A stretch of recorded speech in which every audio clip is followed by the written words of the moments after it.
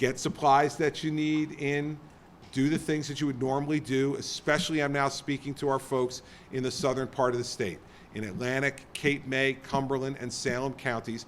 I need all of you to begin to prepare today. Storm prep was the focus this morning of Governor Christie's press conference. Whether or not Joaquin is a direct issue for New Jersey by Monday, we know that there is definitely going to be moderate and likely to be major flooding events in South Jersey on Friday and Saturday, with 5 to 6 inches of rainfall expected to come over those 2 days. Right now, the weather reports are not encouraging.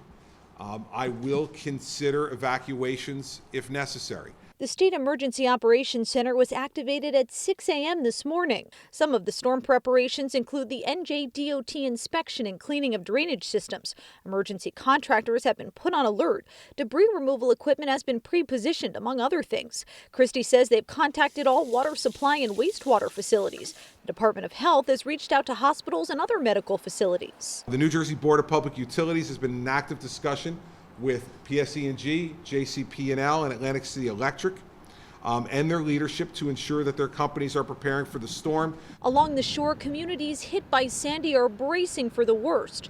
Belmar Mayor Matt Doherty insists they've learned valuable lessons from the devastating superstorm. We're better prepared for this storm than any storm before. Tuesday night, the Belmar DPW began pumping out Lake Como in an effort to lower the water as much as possible. They don't want these homes to flood like they did during Superstorm Sandy. I think everybody in the neighborhood, they're afraid. Once you've been through Sandy, the fear, it's just, words cannot describe. In 2014, the Army Corps of Engineers completed a beach replenishment project in Belmar, says the mayor. That allowed us to use our own bulldozers and create these dunes you see behind me over the last 48 hours. The McCormicks lost their oceanfront home to Sandy. They just finished rebuilding. So we're trying to get everything off the porch so nothing goes through the windows. I'm really hoping it doesn't come, but we should be prepared if it does. Last year I put in a whole house generator, so feel a little safer this year. Still, this shore resident's hoping he doesn't have to use that generator, something just about everyone along the coast can agree with. In Belmar, I'm Lauren Wonko, NJTV News.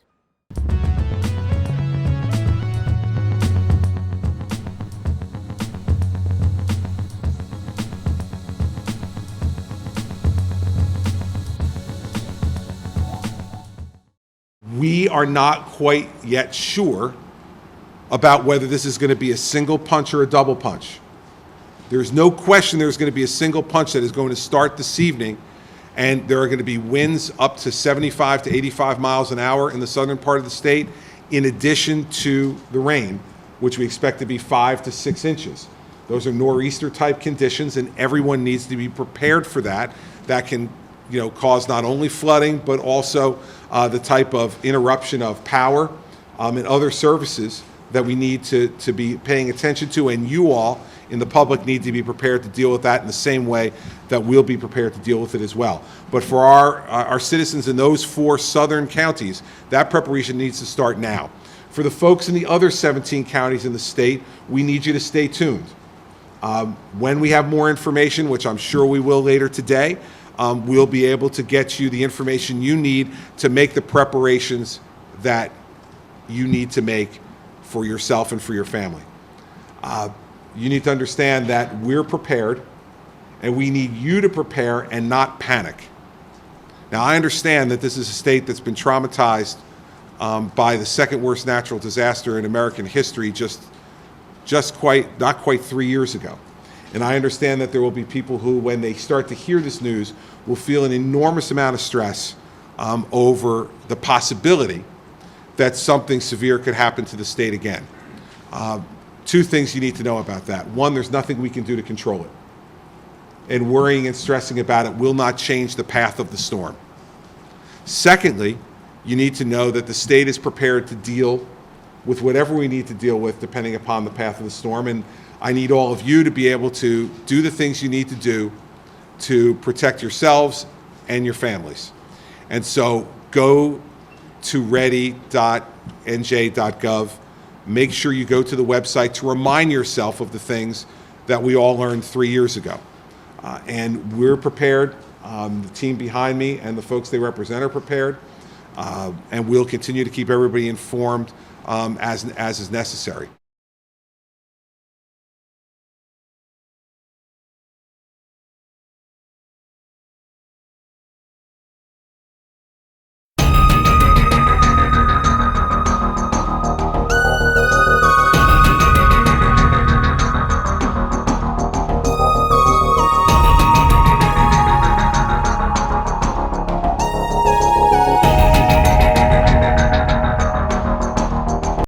Live, this is One for the Record. I'm Diana, and today is October 1st, 2015. The rent is due.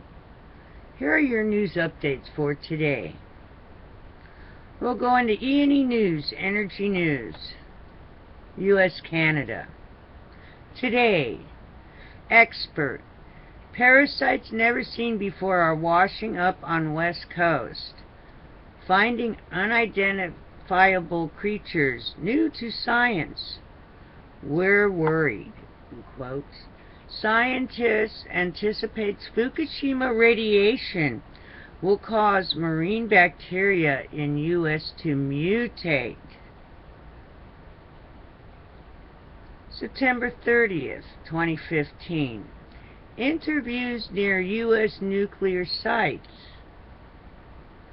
Piles of dead lambs with 2 heads or no legs. Just piles of dead baby lambs. Lambs born without eyes or mouth. Legs grotesquely grown together. Others had no legs. Farmers couldn't understand why all the animals were dying. All the dogs and cats, too.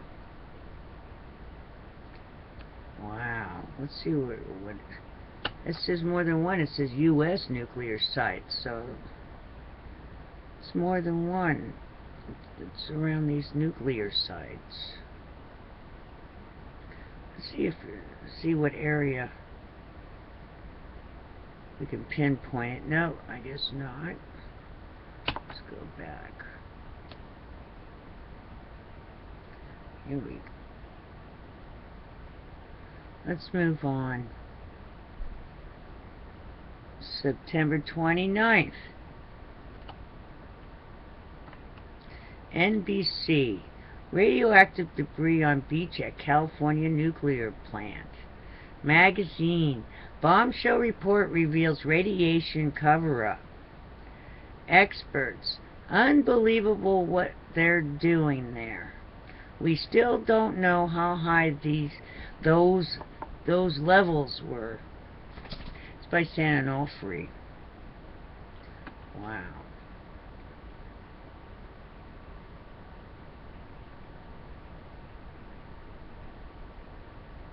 Alrighty, let's move on. E&E News, Energy News, Japan, Fukushima. TV, September 26th. TV, experts conclude no nuclear fuel left in Fukushima reactor. Total meltdown highly likely. Conducting more tests to determine how far down corium has penetrated.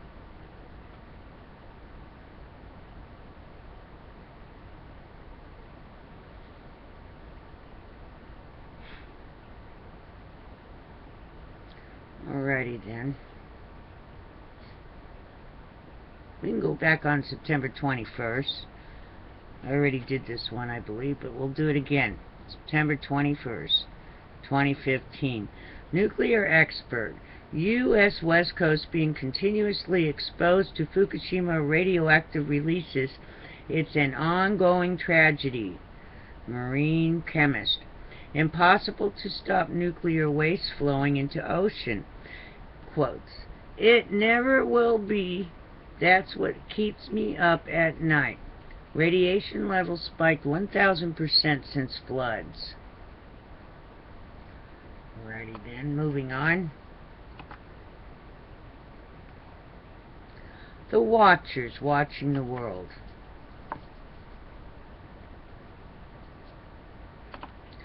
Joaquin, now extremely dangerous, Category 4 hurricane Bahamas. Ravage life-threatening floods expected across U.S. East Coast. Now remember, there is a university that has HARP. Maybe they need to break up the storm so that they're not negligent. They have the capability of breaking the storm up.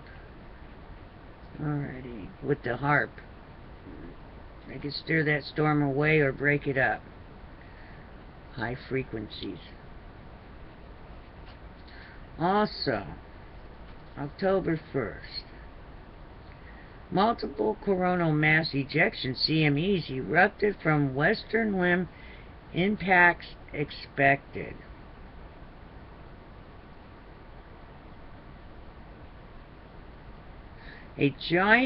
Also today, a giant sinkhole opens in North London, 58 homes affected. Let's see if there's anything else. Let's move down a little.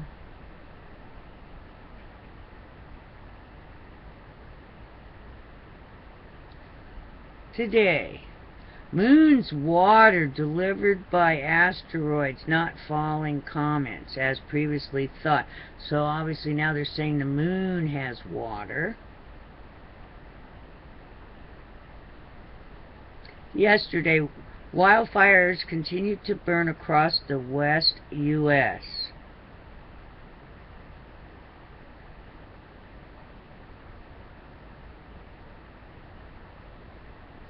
Alrighty then. Also, September 29th, day before yesterday. Typhoon Duzhan aftermath, Taiwan severely battered, hundreds of thousands evacuated in China. Also, the 29th of September, tropical storm Marty threatens the west coast of Mexico. Alrighty then. I will be attaching a thing that I was listening to on Hagman and Hagman Report. And what they were basically talking about was that before Hitler took over Germany, they went through this scenario. It's like a playbook that seems to be repeating in the U.S. and also in Europe. It's lining all up. It's like they're going by a playbook on each step before dictatorship takeover. So I want you to, I'll put that ahead of my show. I usually do not get too political, but I found it very interesting, so alrighty then. I'll attach it to this show. Alright, it's the eve of Friday. It's 4 days down, 1 to go before the weekend. Please be safe, be prepared for anything. And I'll see you on the flip side. Oh, Tom Lupshoe said that Yellowstone has the second biggest geyser has gone off, and it hasn't gone off since 2010, and it went off like at 5 a.m. in the morning, and it lasted an hour. So heads up on that. I put that in my recent uploads. Alrighty then, take care and be safe. See you tomorrow on the flip side. When you immerse yourself in that blood, gore, sadism, you become desensitized. What happens to anybody who watches it is you become desensitized to it, which means you become numb to it, which means you become used to it, and it hardens your heart. It grieves the Holy Spirit. If you keep watching it, then you harden your heart towards God. And then it has the added effect of making you compartmentalized and isolated from other people. I mean, it shapes the contour of your brain and spirit. And I believe that by watching that, it breaks you down as a human being with dignity. And I believe that the ulterior motive in producing that is not just ratings. I used to be an independent feature film producer, so I know how the game works. It's not just ratings. What it does is it prepares you for totalitarianism. And the reason I'm saying that is when you desensitize a population to killing and blood and torture, then what you're doing is you're preparing the population to accept killing, blood, torture, and cruelty as a norm. So then when you implement killing, blood, torture into the culture through Hitlerian type political takeover, people are desensitized. I just happened to be, it was really weird, I just happened to be watching cable television at the same time I was writing an article on a lot of the stuff we're talking about, and so the stuff we're talking about in Europe and the invasion of the immigrants from Syria as a way of fracturing the independent identities of the European nations and preparing the place for a police state, which is what they'd like to do here in the United States. So I just finished talking about that with my wife, and I just finished writing an article about it, which people can read these free on my website, and I think you have them on your website. As I was talking about it, I just happened to be watching this documentary that came on about how Adolf Hitler and the Third Reich took over with all the black and white footage of exactly what they did. And it was like, what Adolf Hitler and the Third Reich did, and they showed all the movies and narration, it's on a parallel track to what's happening in Europe and the United States. So, and I deal with this in my books, Mass Awakening and the Prophecy of the Future of America. An economic crisis like we have in America now. You had inflation. The German people were demoralized, like the American people right now are demoralized. The American people feel angry, they feel suppressed, they feel like failures because the economy is sinking, and they're demoralized, very equivalent to the state of mind of German people before Hitler took over. And so then there's violence in the streets, there's riots, there's rampant immorality. You have all these sex clubs in Berlin and throughout Germany. People are, turning to alcoholism and sexual promiscuity as an escape, and there's kind of a moral nihilism in the air, just like the United States. And then the crisis, the social crisis and the economic crisis, and we're on the verge of an economic crisis here in the United States, where it's more and more expensive to buy food, et cetera, et cetera. All of this is happening in Germany, so it's the perfect environment for a totalitarian regime like Hitler to take over. So being a very charismatic leader, he woos the people, he promises them he has the strength to change it, and so the German people are seduced. The church, of course, is silent. They're seduced into following Hitler, but it's a bad seduction because he turns out to be a madman and an evil dictator that kills 7-8 million people in the Holocaust, and it's an occult dictatorship. But the German people are very, very much like the American people, and the American people, if they're not careful, are going to be ripe for some kind of dictatorship from the right or left. And one of the other things is that in Germany, before Hitler took over, we're being invaded by all these immigrants and people from other countries. So the German people felt threatened, like the European people feel threatened now, and the American people feel threatened now by this invasion of immigrants from places like Syria and stuff, which are hostile to our values, which hate our nation. And what will happen is that people will be conditioned to desire a police state. And that's what they're trying to do with the social engineering in the media. So Christians, instead instead of going with the flow, have to recognize the dynamic of what's happening. That's why I wrote my book, Mass Awakening.